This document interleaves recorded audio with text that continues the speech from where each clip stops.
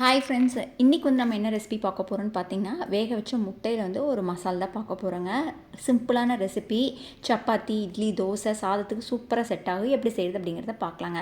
கடாயில் வந்து ஒரு 1.5 டேபிள் ஸ்பூன் வந்து எண்ணெய் விட்டுக்கலாங்க. எண்ணெய் காஞ்சோன்னா கடுகு, அதுக்கப்புறம் பெரிய வெங்காயம் பார்த்திங்கன்னா 2 பெரிய வெங்காயம் எடுத்து வச்சுருக்கேன். நீலவாக்கில் கட் பண்ணி, பச்சை மிளகா, கருவேப்பிலை போட்டுட்டு இந்த வெங்காயம் வந்து நல்லா கலர் சேஞ்ச் ஆகிற வரைக்கும் வதக்கி விடுங்க.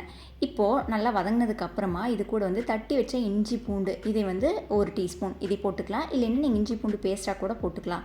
போட்டுட்டு இதோடைய பச்சை வாசம் போகிற வரைக்கும் நல்லா வதக்கி விட்டுடலாங்க. வெங்காயம், இஞ்சி பூண்டு எல்லாம் நல்லா வதங்கி வந்துடுச்சு.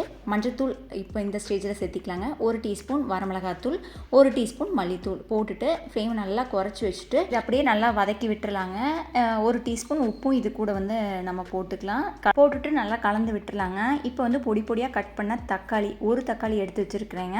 அதையும் நல்லா மிக்ஸ் பண்ணி விட்டுட்டு இது வந்து தக்காளி நல்லா மசிஞ்சு வர வரைக்கும் இதை வந்து வேக விட்டுறலாம். தக்காளி இப்போ நல்லா தொக்கு மாதிரி நமக்கு ரெடியாகி வந்துடுச்சு. இந்த ஸ்டேஜில் ஒரு 1/4 டம்ளர் தண்ணி விட்டுட்டு இதை கொதிக்க விட்டோன்னா கொஞ்சம் ஏதாவது பச்சை வாசம் இருந்ததுன்னா கூட அது வந்து இந்த இதுலேயே வந்து சரியாயிடுங்க. இப்போது நான் 4 முட்டை எடுத்து வச்சுருக்கேன். வெள்ளை தனியாக, மஞ்சள் தனியாக பிரித்து வச்சுருக்கேங்க. இப்போது இந்த மசாலா நல்லா கொதிக்க ஆரம்பிச்சிருச்சு. இந்த ஸ்டேஜில் ஃபஸ்ட்டு முட்டையுடைய வெள்ளை வந்து உள்ளே சேர்த்திக்கலாம். ஏன்னா இது வந்து கொஞ்சம் நல்லா வந்து இந்த மசாலாவோட குக் ஆனால் தான் அது வந்து சாப்பிடும்போது நல்லாயிருக்குங்க. 1/4 டீஸ்பூன் கரம் மசாலா, 1/4 டீஸ்பூன் மிளகுத்தூள் போட்டுட்டு இதையும் மிக்ஸ் பண்ணி விட்டுட்டு நம்ம ஒரு நிமிஷத்துக்கு இது நல்லா வதக்கி விடலாங்க.